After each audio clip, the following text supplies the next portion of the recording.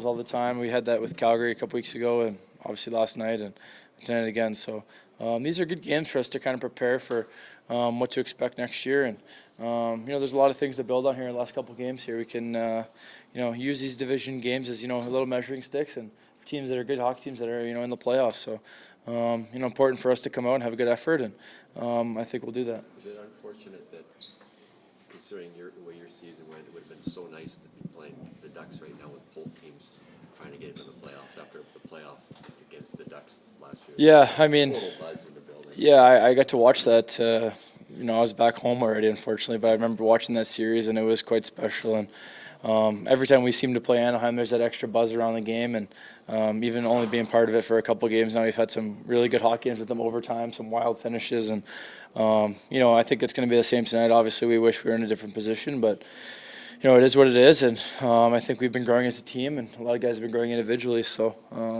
try to take the positives and continue, to build here.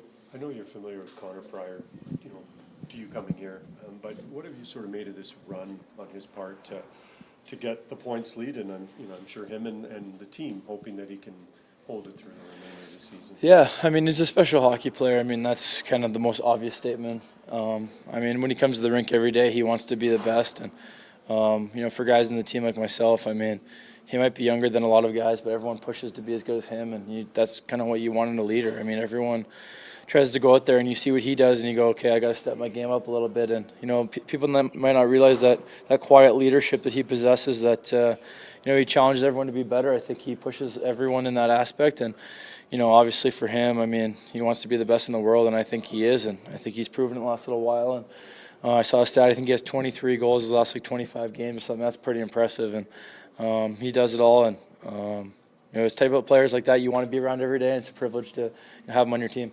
And he shoots the puck way more than people think he does. Yeah, you know what? He's got a sneaky good little release and a good wrist shot, and I think he could still use it more. But I'm sure the coaches tell him that enough. I don't need to be telling him that. So he's doing something right. I don't need to tell him how to play hockey. That's for sure. Thanks, Ryan. No problem.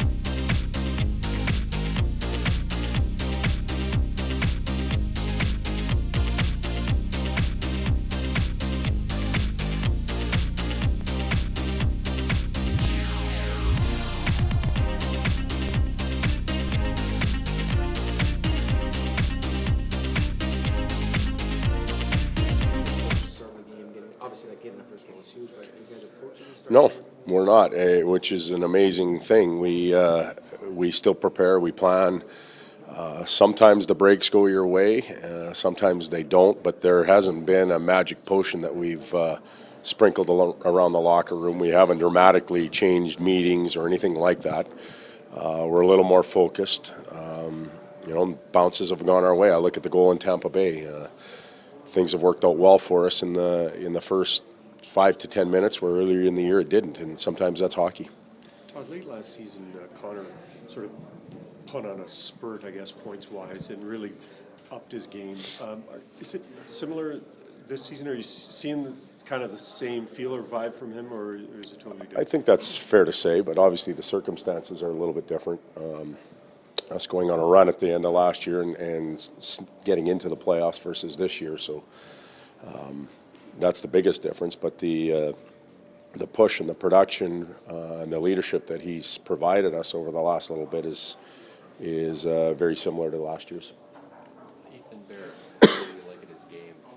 Offensively, he's still doing some stuff. Is it just the defensive part still? Yeah, 12 games in. That's the answer to your question. I think we've all talked about what's the optimum number for young defensemen as far as development goes, and I know it isn't 12, and it's probably 3 digits deep, and the first digit usually starts with a 3. So he's got a long way to go and a lot to do, but he's gaining valuable experience right now. Feeling more and more comfortable every night. Sometimes the comfort can lead to complacency, but we've talked about that a little bit. We want him to keep his excitement level up and his urgency level up from now till the end of the year so that he can continue to progress. Do you subscribe to the theory you can teach an offensive player to play better defensively, but not the other way around? If you're I a think defensive guy, you're suddenly not going to be a forward. I think all players can learn how to adapt and how to play their game in different situations. The defensive guy that rarely produces points, there's a way to become a better offensive player, whether it's passing the puck a little quicker, reading and reacting, and the same thing for an offensive player, the ability to defend and take on that responsibility, study the game, work on it. I think you can grow your game regardless of how you're labeled. Camilleri, is he day-to-day? Is this done for the year? What's going on? He's day-to-day right now is what I've been told. He's not going to play tonight. He obviously hasn't skated, so when we got back from the trip, he was evaluated, and he is improving. Cassian's a lot closer to coming back. That could be as early as Tuesday. Montoya is out. Did something over the last day or two here that has affected him, so Brossoit is being called up on an emergency basis, and Talbot will start tonight. That wasn't the plan, but that's what we're going with. Montoya was always going to play. He was going to play tonight, but he's not capable of doing it. Regarding Ratty and RNH, they have some history. They're both young guys that have some history together. Is that something you kind of can tell when you start seeing them together, maybe a little bit off the ice, but also you're seeing it on the ice as well? I don't know, because that history is a long time ago. We're talking about minor hockey more than anything. They played against each other, I believe, in junior, but what I can see is that they both have good offensive minds. They read and react well off of each other. They complement each other well, and then obviously the guy in the middle is playing lights out right now, so that helps everything. So they've been an effective line at both ends of the rink, offensively and defensively, since we put them together. Why did you put Avery on power play compared to some? Well, have you seen our power play?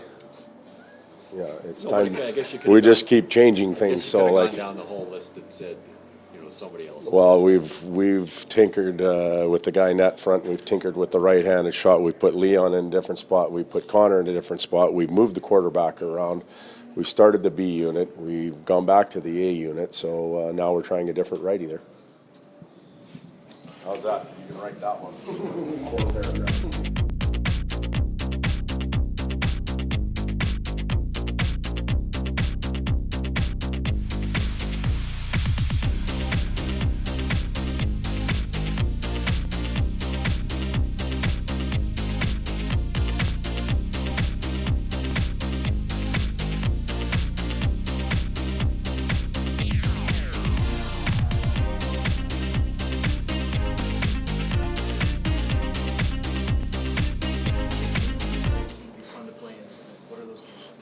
Yeah, it's. I think you said it. They're tight games. They're heavy games. They're kind of those. I guess ground and pound. You know, a lot of forechecks, a lot of hits, and all that type of stuff. And you know, we've played them a lot over the last 2 years, and you know, right now it's definitely a big game for them, and with them fighting for a playoff spot. But for us as well, you know, we're. You know, we got things going in the right direction, and you know, I know we're eliminated from the playoffs, but you know, we want to end things off here on a strong note, so that you know we have something to feel good about, you know, heading into the summertime, and we've done that here as of late, and we would definitely want to keep that going. Do you, one player's trying to win the scoring race, but do you feel like the whole team is trying to help them do that? 100%. We're all rallying behind him, and you know, it's a tight one this year for sure. I don't remember a scoring race ever being this tight, and we're 4 guys that are kind of battling for that title. But I mean, you saw how excited he was, especially after he got that first goal last game, and it'd be great to see him get it back to back, and we're all cheering him on and trying to help him achieve that once again. And you know, seven games here to do that. All right. Thank you, guys.